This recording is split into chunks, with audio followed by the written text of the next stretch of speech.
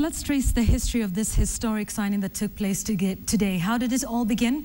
Well, the Standard Gauge Railway is one of the flagship projects under the Vision 2030 National Development Strategy.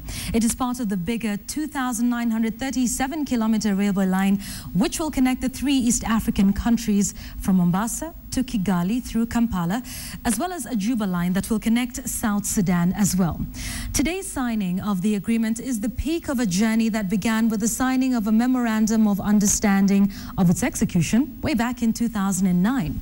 Heads of state of Kenya, Uganda and Rwanda then signed an agreement in May 2013 to jointly build the railway line. Later that year in November, the President, Uhuru Kenyatta, presided over the groundbreaking ceremony for that in the country. Now, in January this year, Nandi Hills MP Alfred Keter raised some misgivings with the project, saying that it was overpriced and the tender awarded illegally. He billed it as the mother of all scandals in Kenya. The Ministry of Transport, however, dismissed these claims, saying that the feasibility study was complete and that the project would go on. They further stated that they had inspected the work of China Road and Bridge Corporation during the President's state visit to China in August 2013. The President also added his voice to the debate, saying that the uproar was caused by enemies of change who want to stand in the way of development. This morning, as you've already heard from Asha Mwilu at State House, the deal was signed between Kenya and China, where the economic powerhouse pledged to fund 90% of the 327 billion shillings project. Construction is set to take place over 5 years and will be complete by July 2018. All right, let's keep moving. Now, the visit to Kenya by the Chinese Prime Minister has highlighted Kenya's significant shift in foreign policy. These latest deals are set to be a shot in the arm for trade, security and the transport sector in Kenya. However, questions have been raised on the Chinese deals and what exactly is in it for the Chinese. Ben Kitili sought to find out how much of this money is in form of grants and how much are loans, and if Kenyans are really getting value for money.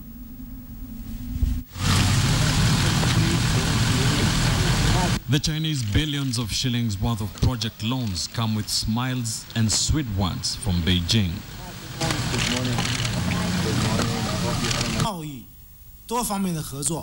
China will always be a true friend of Kenya.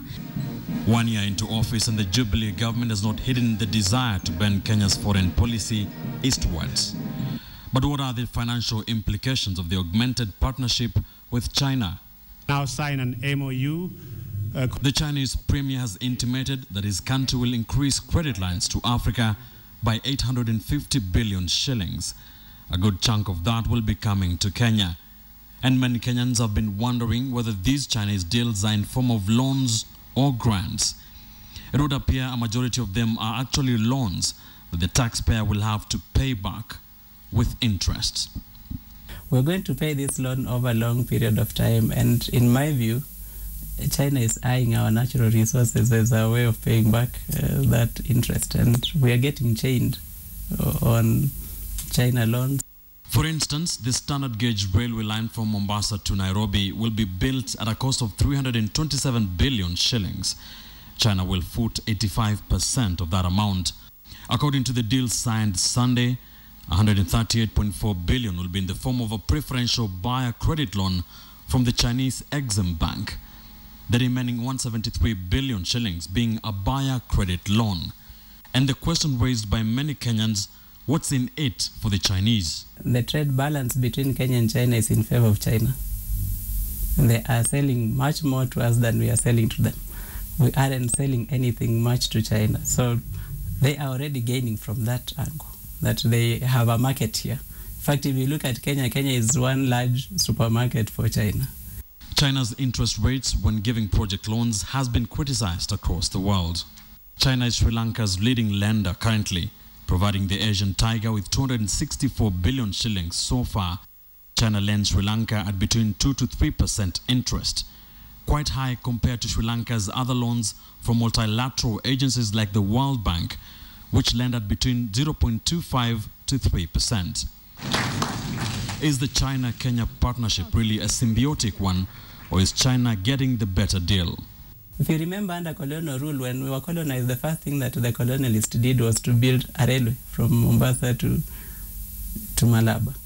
That is the same thing that China is doing with the construction of roads in Africa.